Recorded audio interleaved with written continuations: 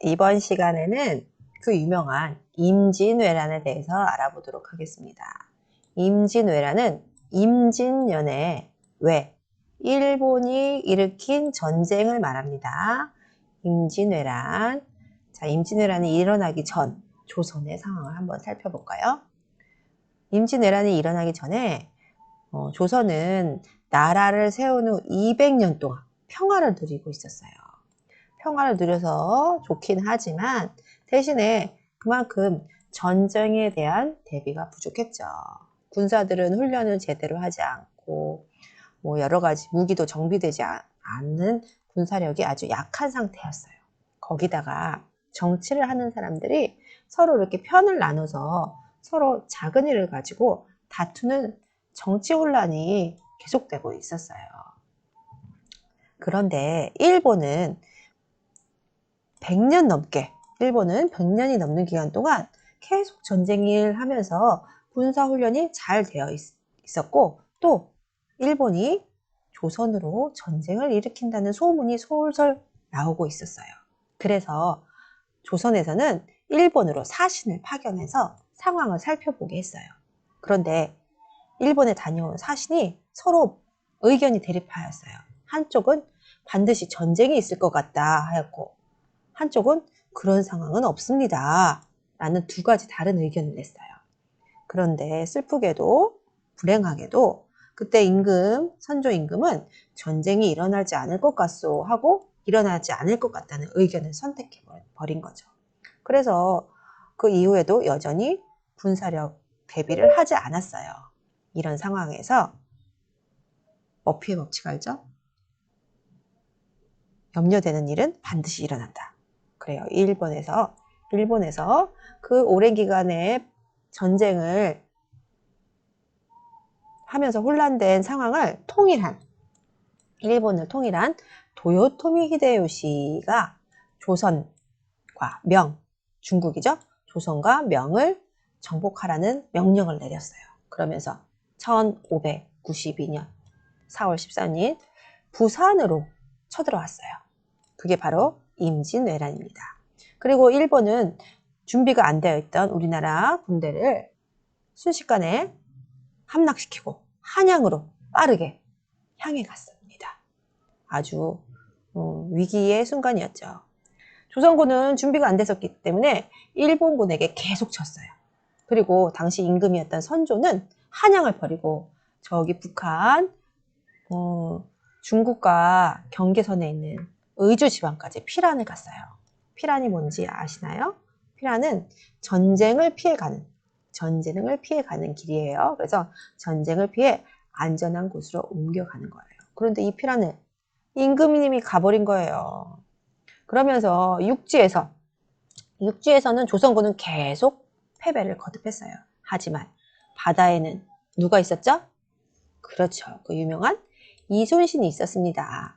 이순신은 임진왜란이 일어나기 1년 전에 전라도 수군 장군, 당시의 절도사라고 해요. 수군 절도사가 로 임명이 되어서 판옥선이나 거북선도 만들고 또 식량과 무기를 미리미리 준비하는 등 일본군의 침입에 대비하고 있었어요.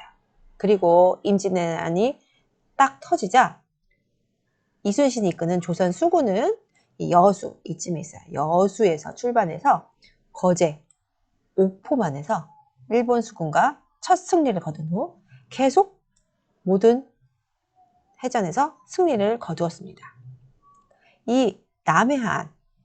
이쪽이 남해안이죠? 이 조선 수군이 남해안을 지키게 되면서 이쪽 위에 전라도죠? 전라도와 그 위에 충청도, 이쪽이 우리나라의 곡창지대예요. 곡창지대가 뭐냐? 여기 논이 아주 많아서 우리나라의 식량을 주로 생산하는 지역이에요. 이곳이 이 전라도와 충청도의 곡창지대를 일본으로부터 지킬 수 있었어요. 그리고 또 일본이 이쪽에 있죠?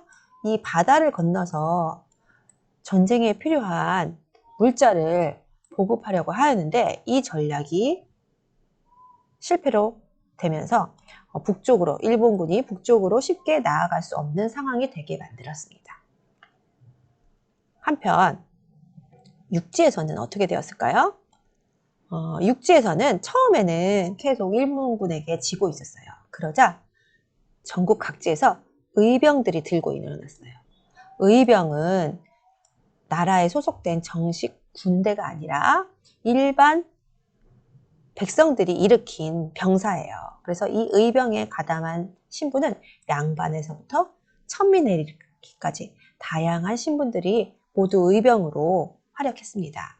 대표적인 의병 장군은 곽재우 장군으로 이분은 경상도에서 자신의 재산을 넣어서 의병을 모아 일본군과 싸워 이겼습니다. 백성들은 자기 고장과 나라를 지키고자 이렇게 적극적으로 의병에 참여했고 의병은 전국으로 확대되었어요. 우리나라 사람들은 평상시에는 잘 모르겠지만 나라에 큰 어려움이 생기면 이렇게 하나를 똘똘 뭉쳐서 나라를 지키는 그런 DNA를 갖고 있는 것 같아요. 나라를 위해서라면 발벗고 나서는 DNA. 한편 명나라가 어디죠? 중국이죠? 당시 중국이 명나라였어요. 명나라 군대가 참전에 조선을 도왔고 이 연합군이 평양성에서 일본군을 상대로 승리를 거두었어요. 그리고 어디로 갔을까요? 그렇죠. 한양을 되찾기에 이동을 했어요. 이때 권율 장군은 행주산성에서 군사를 이동시켜서 전투를 준비했습니다. 일본군이 이 행주산성 쪽으로 맹 공격을 했지만 관군, 나라의 군사죠? 관군과 의병, 아까 배웠죠? 우리나라의 백성들이 만든 군대. 그리고 승병은 의병의 하나라고 할 수 있어요. 승려, 스님들이 만든 군대예요.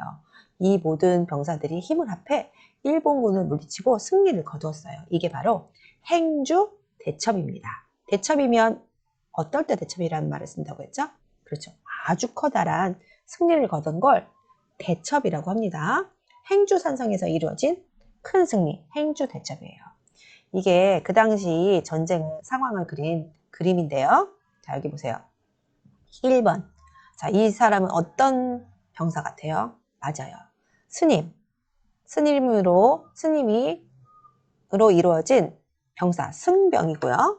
자, 이거는 어떤 상황인 것 같아요? 일반 백성이죠? 의병. 그리고 마지막으로 3번은 나라의 정식 군인인 관군. 이렇게 승병, 의병, 관군 할 것 없이 모두 열심히 똘똘 뭉쳐서 여기 쳐들어오는 일본 군대를 저지하고 물리쳤어요. 이게 어떤 전쟁이라고요? 행주 대첩입니다. 이 표정 보세요. 입을 앙다물고 아주 죽기 살기로 일본군에 대항해 싸우고 있는 모습이 장관입니다. 자, 행주대첩에서 크게 패한 일본군은 우리나라와 명나라에 강화회담을 제안했어요. 강화가 무슨 뜻이냐면 싸우던 두 편이 싸움을 그치고 평화를 맺자. 이게 강화예요. 평화로운 상태를 만들자고 토의를 한 거예요. 이렇게 강화회담을 제안했어요. 하지만 이 강화회담은 실패했고 일본군은 다시 침입했어요. 그걸 정유재란이라고 해요. 정유년에 다시 일어난 전쟁해서 정유재란이라고 합니다. 이렇게 해서 다시 이제 그만 그칠 것 같았던 전쟁이 다시 일어난 거예요. 이러던 와중 이순신은 이 강화회담을 하던 중 조정에서 나라에서 다른 신하들의 모함을 받아서 감옥에 갇혔어요. 그리고 조정에서는 이순신을 대신해 원균을 수군 장군으로 임명했어요. 하지만 원균은 7천량 해전에서 크게 패해서 조선수군을 거의 전멸했습니다. 그래서 어떻게 했을까요? 조정에서는 다시 이순신 감옥을 수군 장군으로 임명하고 다시 이순신이 이 바다 전쟁에 뛰어들었습니다. 그래서 명량해협, 지금의 진도에서 아주 일본군을 상대로 큰 승리를 거두었어요. 이게 그 유명한 명량대첩입니다. 여러분 영화 명량 보셨나요? 이게 바로 그때 명량대첩을 말합니다. 그런데 얼마 후 일본을 통일한 도요토미 히데요시, 그리고 일본과 명나라로 전쟁을 시작하라고 명령한 이 도요토미 히데요시가 사망을 해요. 그러면서 일본군을 철수하라고 명령을 내렸어요. 그래서 일본군은 조선에서 철수하고, 그러면서 7년간의 긴 전쟁은 끝이 났습니다. 이상으로 오늘 수업을 마치겠습니다.